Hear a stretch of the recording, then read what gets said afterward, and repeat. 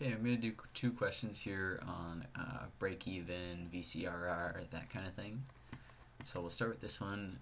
You're starting a new business. You have forecasted that you'll have $800,000 in cash fixed cost and that your product, which you expect to retail for per unit price of $200, will cost $130 to manufacture.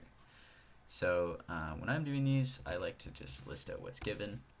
So our cash fixed costs are going to equal $800,000. Then our price is going to be $200, and our variable cost is equal to $130. So if we want to calculate some more things here, our contribution per unit would be 200 minus 130, so $70 is our per unit contribution, right? For every unit that we sell, we make $70. So, okay, let's do A. So how many units will you need to sell to break even?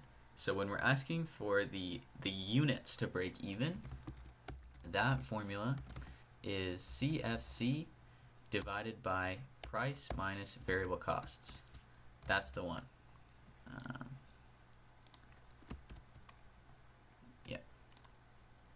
So to do that for this, it's just going to equal 800,000 divided by price of 200 minus variable costs of 130 equals 11,428.6. We need to round up our units, right? Because we can't sell 0.6 of a unit. So that means that break-even units is 11429.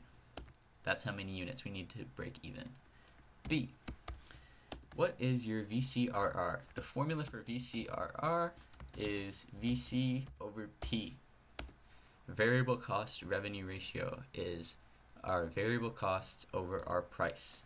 So 130 divided by 200 is what we need, and that is equal to 130 divided by 200, 0.65. So 65% of our revenue goes to variable costs. That's kind of the concept of that. And then using this VCRR, let's calculate our break even. So this formula is going to calculate break even, I don't know why that's bolded, break even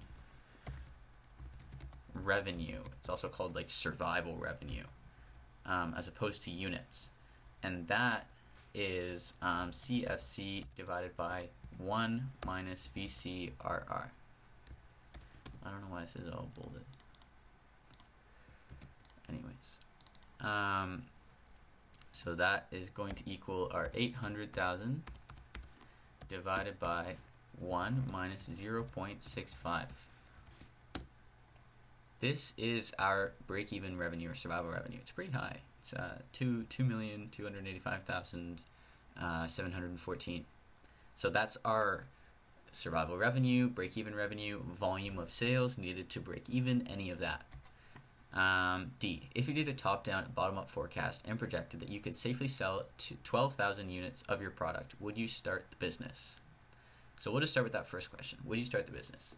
So our break-even units is 11,429, which means that if this top-down and bottom-up forecast were correct, then ideally we have only 500 units to break even. So it's ahead of break even.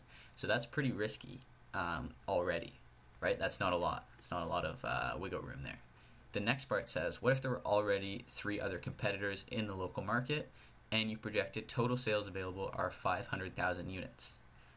So now there's 3 other competitors.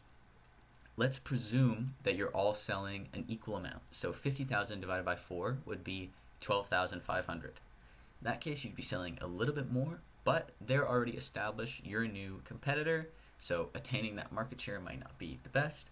So in terms of a quantitative view of this question, yes, you can do it. And yes, you can do it here too. But looking at it more qualitatively, you probably shouldn't. And then given your answer to part C, is there anything you might do to improve your chances of success? Well, we want to lower this break even.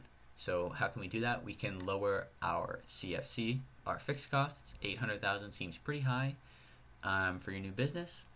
Or alternatively, you can change that VCRR. So either raising your prices or lowering your variable costs. Maybe you don't need as many employees, something like that.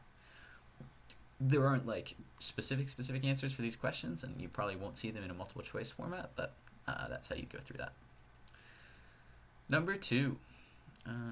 Okay, that's all in there. Flying Fishes Inc. is a retailer. Answer some questions. What is the company's VCRR? So, okay, wait, let's list givens again. Let's list givens. So our CFC is equal to 550,000, except it includes $20,000 of depreciation. So we're going to take that away to get our cash fixed costs. So our cash fixed costs are only 530,000. Then our average variable costs on our product, VC, is equal to 225, and our price is equal to 375. Let's do A. A wants our VCRR. VCRR is equal to VC divided by P. So that equals 225. I'll put it over here so it calculates for me. Equals 225 divided by 375. 0.6 or 6%. Or 60%, sorry. So 60% of our revenue goes towards paying variable costs. That's our VCRR. Sorry, I'm just making sure I'm correct here. What volume of sales must the company maintain in order to break even? Volume of sales, so that's survival revenue, that kind of thing. So that formula is CFC divided by 1 minus VCRR. So that equals 530,000 divided by 1 minus 0.6 is 0.4. This is our survival revenue. Now, C. Oh, did I just do C? Yeah, I just did C. Okay, I'll move that down here.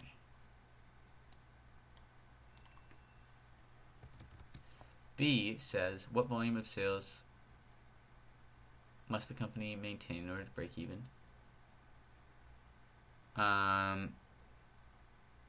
Okay, volume of sales is talking about units.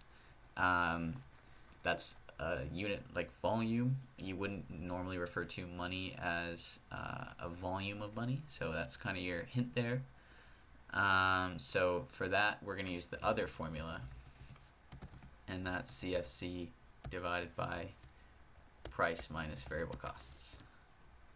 So that is 530 equals 530 divided by price of 375 minus variable cost of 225. We need to sell this many units. Remember, we're going to round up, so really it's 3,534 units. And this is our break-even revenue. Can I put a dollar sign in front of this? No, it's not going to work. Okay, and then D says, let's compare our answers. Are they the same? If not, how are they different? How are they related? So these numbers, you can see here, if we take our 3,533, or we'll do 334, and we multiply it by the price of 375, and I put an equals at the beginning, we're getting a number that's pretty much exactly the same as this. They're a little different just because we're rounding from this 0.33 to the number 4. So if you take the amount of units that you're selling to break even and you multiply it by the price, you're getting your break even revenue. That's another way to get this second number here. We could have just taken this and multiplied it by our price. Although it would have been slightly off because of the rounding error. And then E. E is second scenario here, and it says the manager feels that if the company were to introduce lessons, it could be a major source of revenue, possibly 50%. Lessons would increase fixed costs by 30,000 to cover instructor fees and would have a variable cost revenue ratio of 20%. What level of revenue would the company need to generate in lessons alone to cover the additional costs? Level of revenue means we're using this one, CFC divided by 1 minus VCRR, to give us our level of revenue. So it says the level of revenue is 30,000, or sorry, our cash fixed costs are 30,000, And our variable cost revenue ratio is 20%, so 1 minus 0.2 is 0.8. So we need to generate this level of revenue to break even on the lessons alone. And then it says, what level of revenue overall would the company need to survive on a cash basis if the lessons made up 50% of your total revenue? So if they make up 50% of our total revenue, we have a new VCRR. Half of it is coming from the lessons and half of it is coming from this, all their other products. So what we see is that their old VCRR of 0.6, we're going to divide that by 2. And then we're going to add the new VCRR. So this one says it has a VCRR of 0.2. And that's going to make up half of it. So that's going to equal 0.6 divided by 2 plus 0.2 divided by 2 is 0.4. So our new VCRR would be 0.4 across an average of all of our product lines. So now what that means is we can do to get our new